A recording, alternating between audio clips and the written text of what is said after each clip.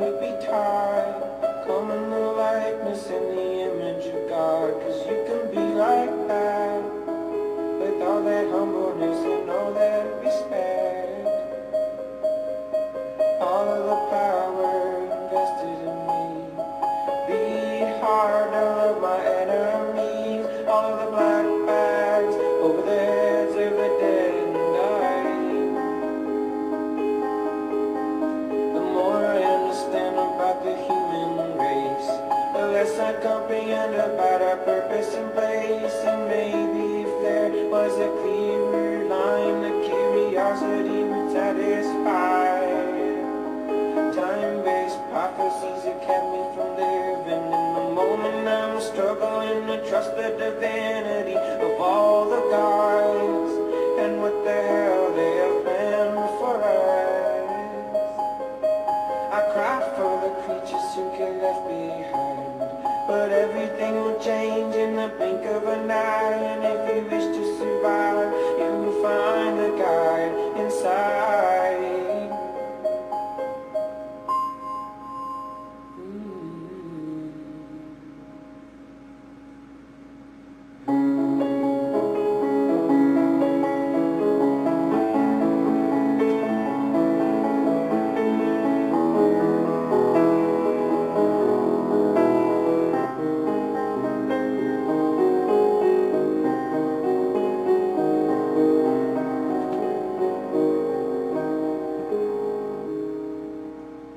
I go back and forth every single day.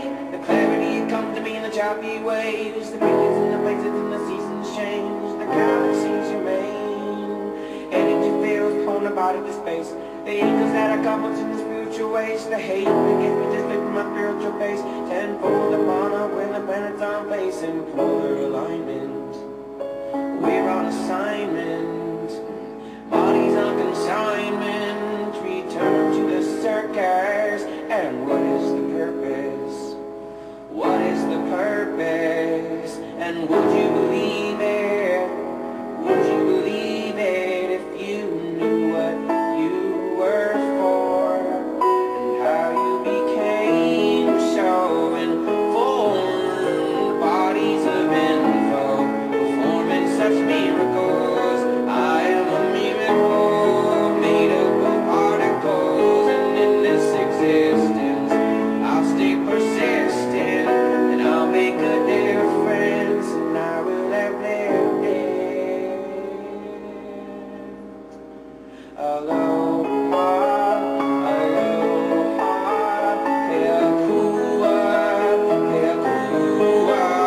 aloha, aloha, kuleana, kuleana, aloha, aloha, hea kua, aloha, aloha, kuleana, kuleana.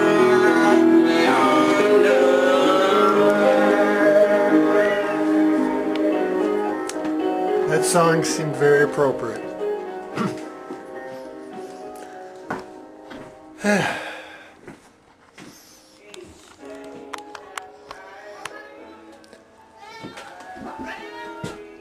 You guys want to be in the video? You want to be in the video?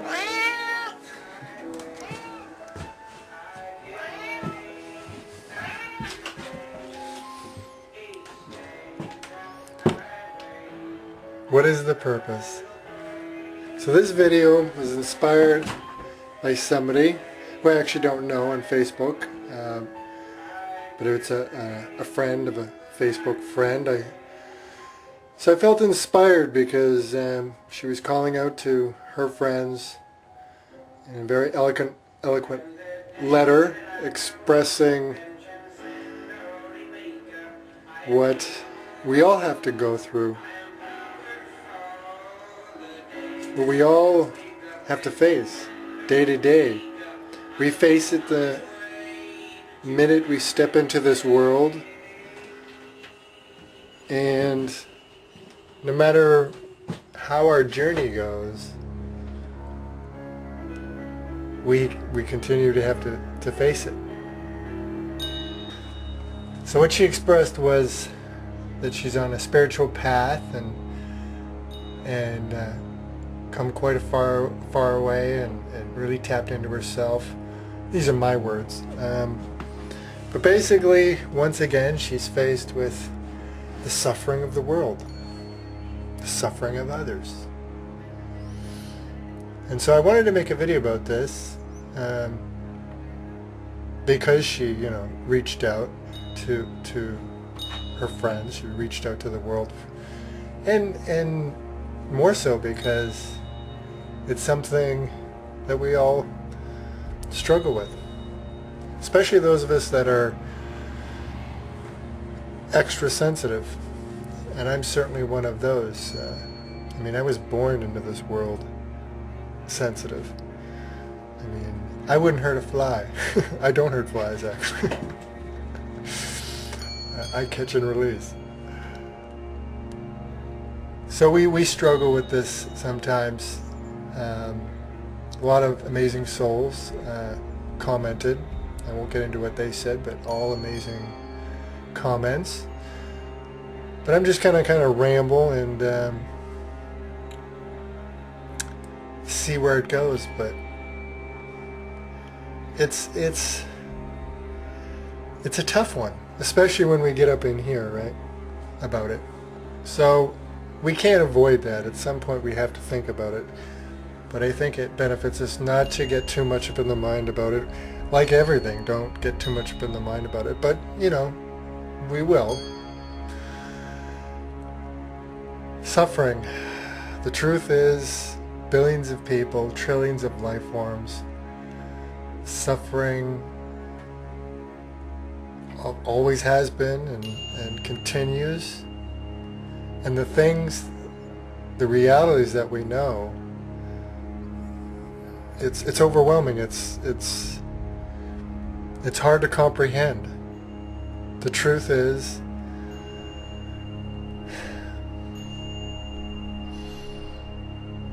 people are murdered, tortured, raped every day. As we speak, this very moment, it's happening all over.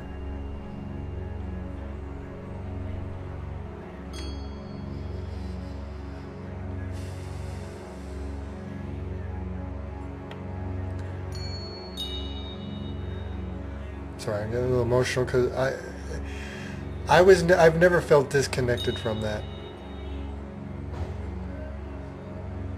I don't just feel for people I know personally who suffer. I feel for all things that suffer.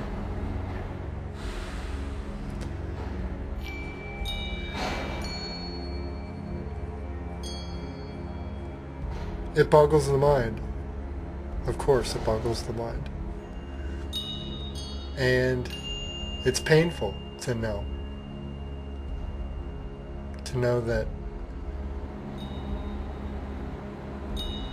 if you really look at it, of how many people disappear daily.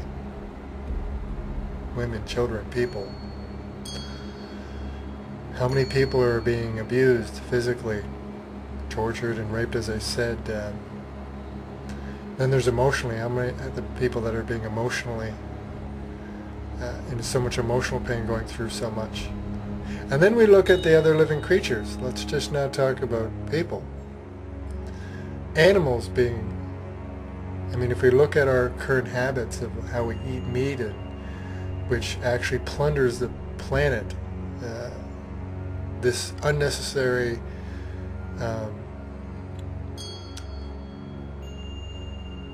consuming of animals, that we don't actually require it. The amount of suffering due to our practices of the animals, if you look into it, is heartbreaking. The animals really suffer unbelievably what they do to them to create this massive amount of meat, and what it does to the actual planet.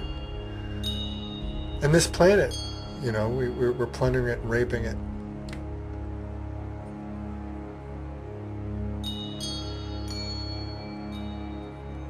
And that's the human condition. That's the human expression of what we're going through in here, I feel, and in here. It's all an expression of that. So, how do we deal with that? What's the answer to that? How do we wake up every morning and see the magic knowing that's the case? It's a big question. It's a big struggle. And the short answer, of course, is you have to find your own way. I mean, we can tell you how we cope, how we perceive, how we do these things, but ultimately it's always up to each of us to find our own way. That's the short answer, but I'm not just going to give you the short answer. I'm going to share, because you're sharing, and other people have been sharing back with you, and I'm going to share as well.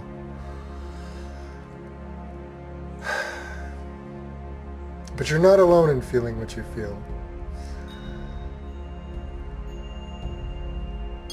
There's so many of us, we're all sensitive to it, but some of us are even more sensitive to it. Some get a little desensitized to it through conditioning, some through choice. They feel it's the only way to handle it. Some of us, it's not really a choice. I don't really have a choice to feel it. It's just, that's the way I'm designed. The muscles in my shoulders, I'm getting knots just talking about this.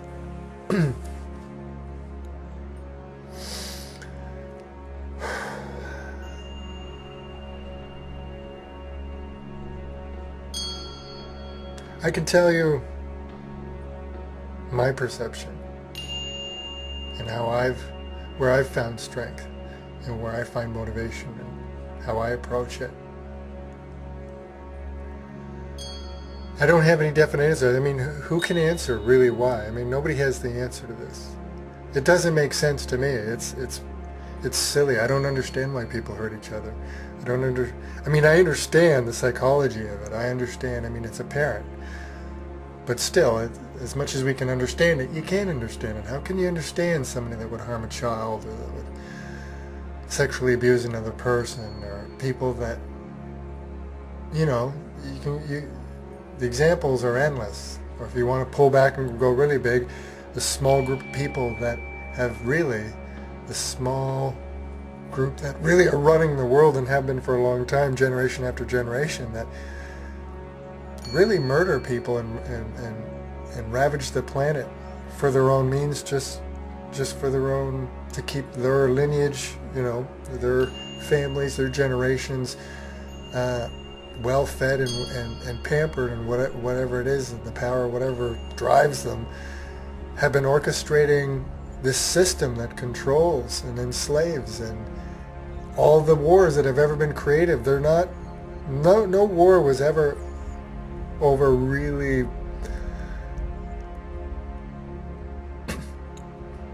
ideas or concepts or religion. We're made to think that, but when you really start to pull back and when you really do research in time, you start to see it becomes clear, and it's becoming more clear, that those are just fronts.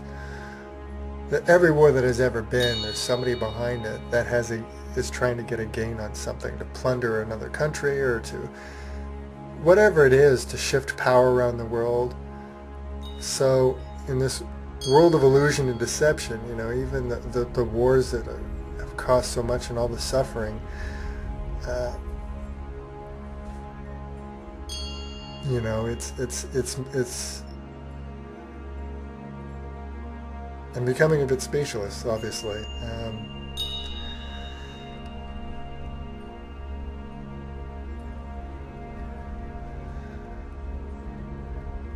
So how do we face it?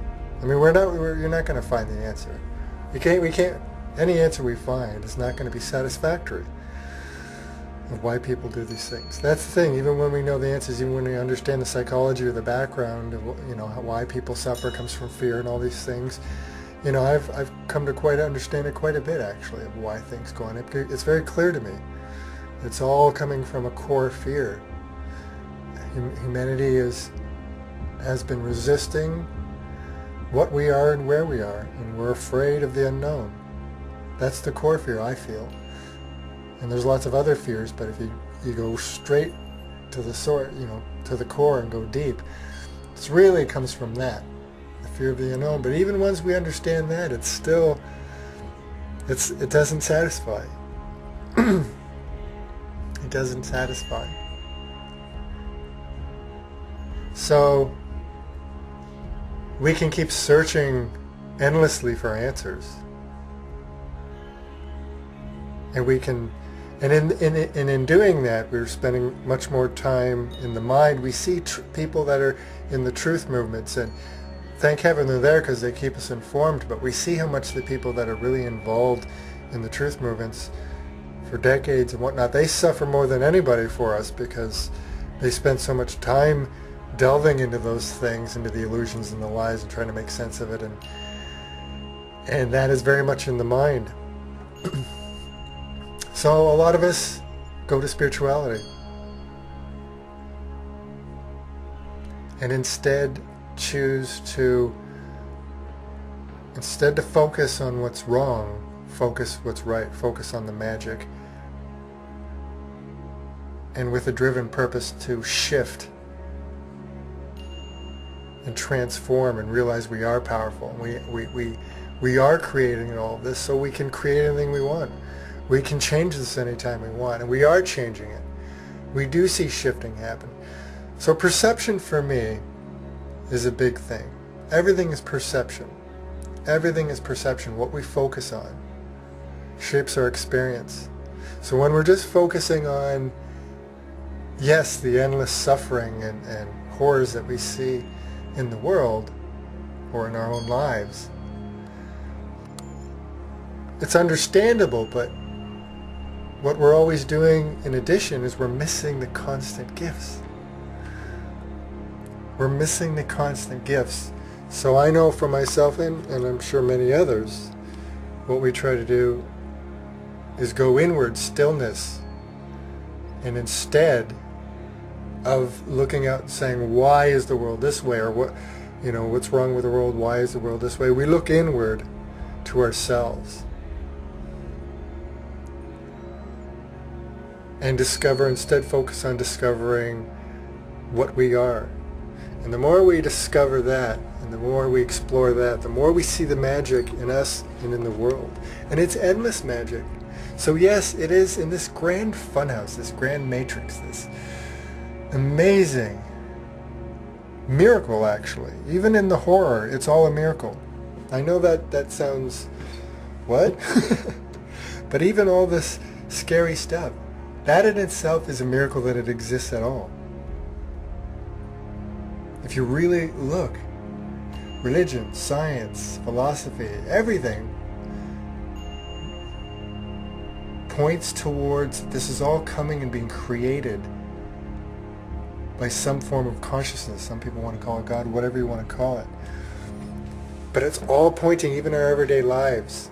The more we go into stillness and peace and self-love, we start to see that everything is points right back to us, even in our interactions. If you see in interactions, we reflect and project. Everything's always pointing back to us, pointing to a source. And all of this is being created. The fact that this exists at all in its variety, taste, touch, smell, this experience, the creativity, music, art, love, hate, violence, all of it, the world, the animals, the plants, the planet, the universe. It's incredible that this exists in its complexity and how it exists and how it's all connected and how we're shaping it. We know this now. We're shaping it with our thoughts and our vibrations. And it's all flowing together. It's all a movement. And it's overwhelming. It's an overwhelming movement. So ultimately it comes down to, I think what you're really asking and what we all ask ourselves is, how do I live in such a place? How do I wake up every morning and live a fulfilling life? And again, it's up to you to decide that. But for myself, if we look and practice acceptance and gratitude, it helps to practice acceptance, because again, all of this expression, everything we create in this world, I feel is a resistance to what is. So when we keep resisting, you've heard the saying, what we resist persists. And there's great truth in that. We create more of it. So when we shift our perception and practice self-love and inner stillness and practice acceptance and gratitude together, gratitude is great, but it doesn't have the power that the lasting power until we accept what is. Because we can go, oh, I'm grateful because everything's going right for me right in this moment, and I have this and that and that. But if we're not accepting, constantly not accepting all this other stuff that happens, then that has much less power, and plus then those things can change too. So then it's, again, then we're kind of looking, our satisfaction, our gratitude depends on something. And so when we stop depending on circumstances to be happy, when we make the choice to be happy, so for me that's a big one too. Self-love, it really does always start with self-love, and everything else naturally unfolds from that. Acceptance, gratitude, the choice to be happy, because it is a choice. It's a moment-to-moment choice.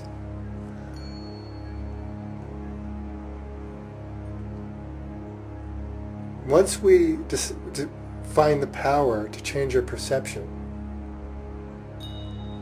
to be happy regardless, we start to see the magic. First, we become less dependent on the world and circumstances to meet our satisfaction, because it never will. We can't control directly, anyways. It turns out we can by being the change, but directly we can't change the world, at least in the way our brains would like to. But we do change it. But when we accept things, when we embrace things, when we find that self-empowerment, that whatever's going on, we're going to choose to be happy. And we've seen people do it. We've seen people do great things, and that post that I mentioned, she mentioned that too, about people doing great things and how they do it. And it's important to look at them. An example I often mention is like Nelson Mandela. Just imagine that guy. He was in that prison for decades, and who knows what he really, I don't know the whole story, but who knows the horrors and things he saw. A lot of us would have just might have thrown in the towel and just adopted such a negative, we might have just given up on everything and just changed our perception to the world as just grim and hell. But he did whatever he had to do to, and I'm sure it was along the lines of self-love and reflection and stillness, and he ended up coming out of there and making great change. He ended up being the president and made big changes from there. And so how did that happen? Well, acceptance. At some point he had to accept his situation. He was there, and he didn't know how long he was going to be there. It turns out he was there a long time. And I'm sure he was grateful he practiced gratitude for what he did have.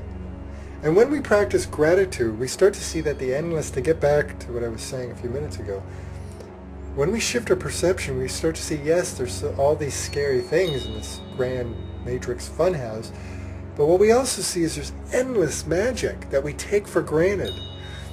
The fact that I'm standing here right now is a gift. The fact that I'm breathing. We take our taste buds and our touch and our smell and all this experience for granted. It's incredible that we can do that. The colors and all of it, it's incredible. And then we see the artistic expression, that we have all this music and art and sharing, and then all these gifts of relationships. Yes, they can be tough, but the fact that we can relate with another human being and touch them and hug them and kiss them, and it just goes on, the endless gifts, the games and you name it, and this planet, this Eden, it is Eden here, with all this abundance that we resist, which is why we live in a world of competition and lack. But The truth is there's enough space and food and medicine and lessons on this Eden planet ocean for everyone. The only reason we haven't tapped into that is because of what we're expressing, this resistance. But when we look into the world, we see this abundance of creatures and animals and plants and the weather and the, rain and clouds. And I mean, it's incredible. It's so rich. It's so rich. It's so rich. Our lives are so rich. But the mind tends to want, it's overwhelming for the mind. Both, it's not just the horrors that are overwhelming, it's the gifts, which is why we see people take so much for granted and even will run from what they want. We see it all the time, and it's the mind, it's even afraid of what it wants. It's afraid of its own, of the truth, and that is that we are powerful beings that can do anything, and they're shaping all of this. It's also overwhelming. But when the mind, it really does, suffering comes from the mind. And it's a great tool, and we can't shut the mind off completely, but what we can do is we can get the mind to cooperate by going to inner stillness, by making the real choice to self-love. And from there, like I said, it naturally unfolds, and we start to embrace acceptance and gratitude the more we love ourselves. And when you really love yourself, then truly, I mean, I really love myself. I have for decades. And it wasn't easy. I in my teens, I committed suicide. I say committed because I really should have gone. But something pulled me back. And actually, I should have gone many times since then. Actually, I'm up to 11 now. I should have died 11 times, different ways. I won't get into it all now. I'm very grateful to know that that tells me I have a purpose here, so I live my purpose. The universe gives us, protects us, and works with us, conspires with us when we empower ourselves and realize and love ourselves. I realize I'm going all over the place here, but we're talking about it all, really. So sorry if I'm all over the place, but it's going to happen because we're talking about everything. Existence is what we're really talking about. How do we deal with existence?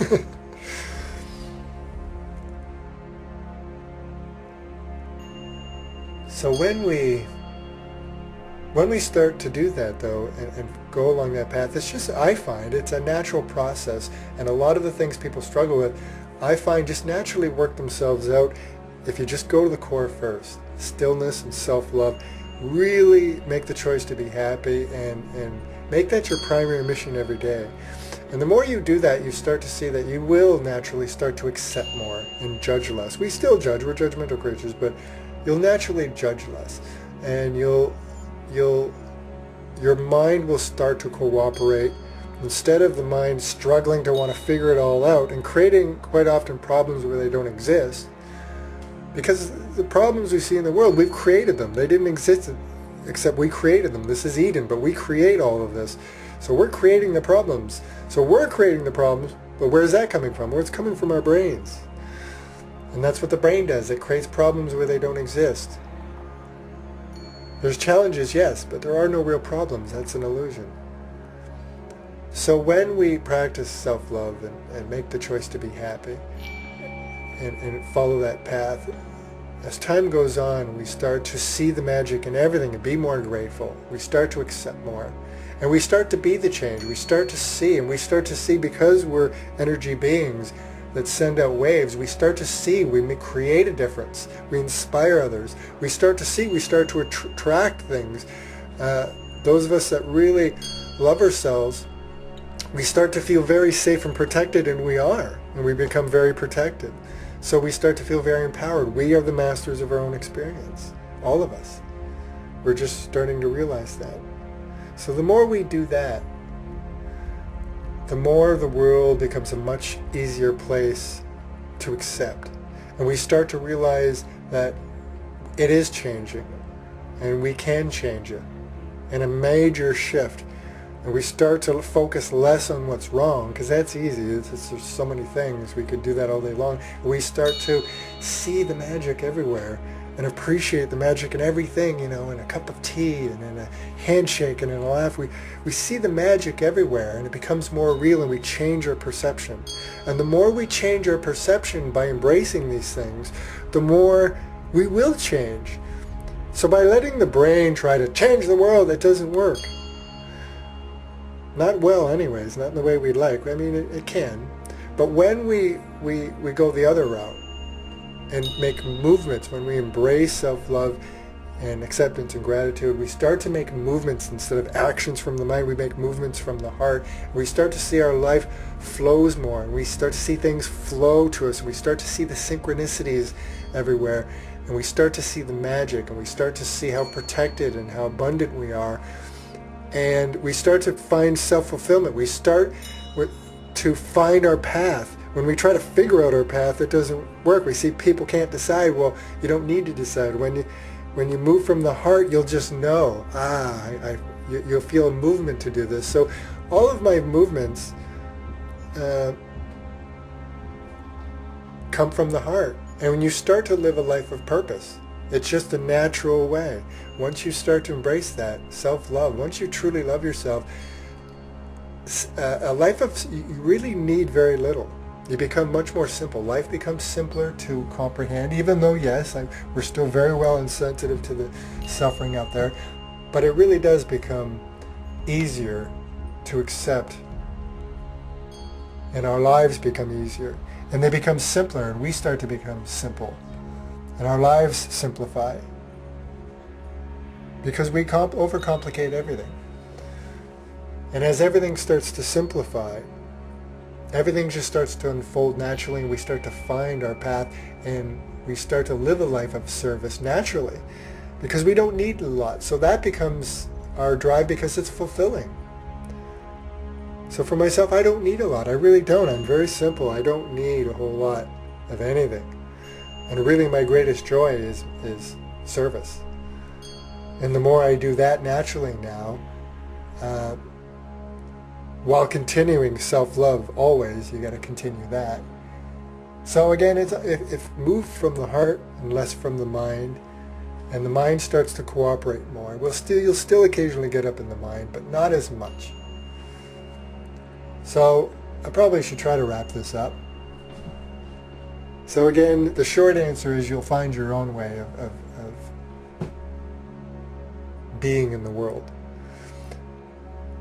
But ultimately, focus on you. Focus on yourself, because that's where everything's pointing back at you. And everything unfolds from that. So go to the source. Instead of trying to re-scramble the illusion,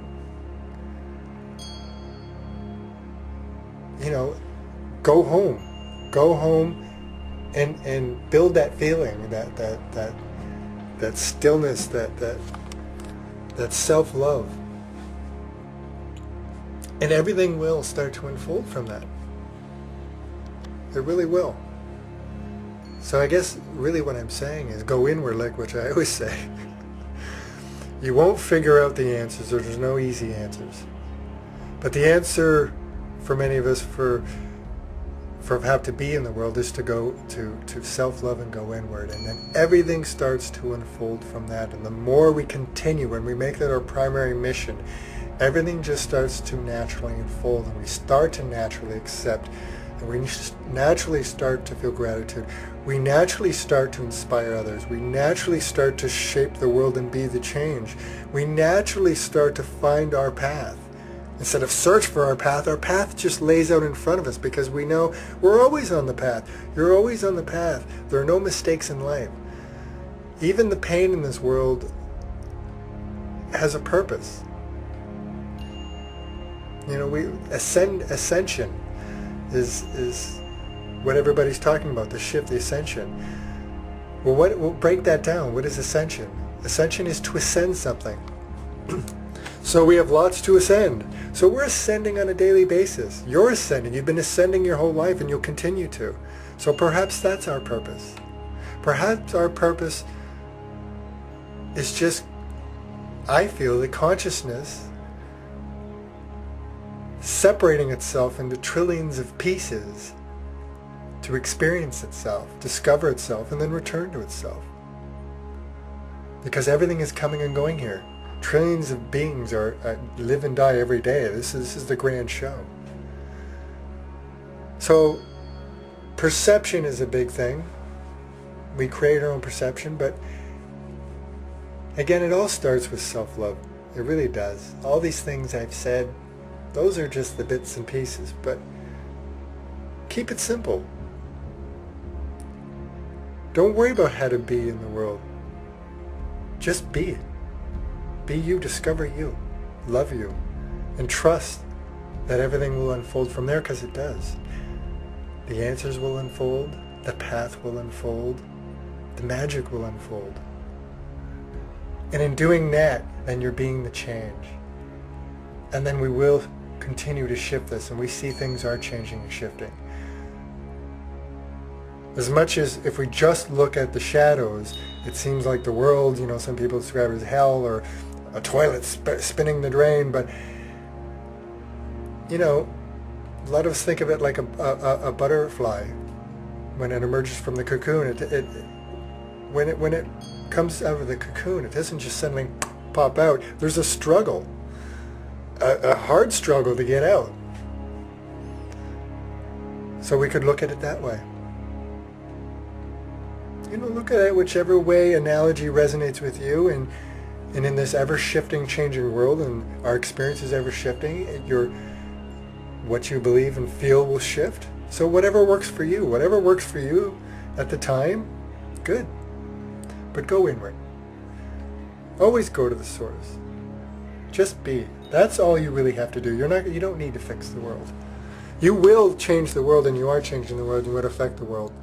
But instead of trying to do it with the mind, and then thus suffer and struggle, just go inward and trust yourself and love yourself, and continue to love yourself, and make that your primary mission, to discover yourself in stillness.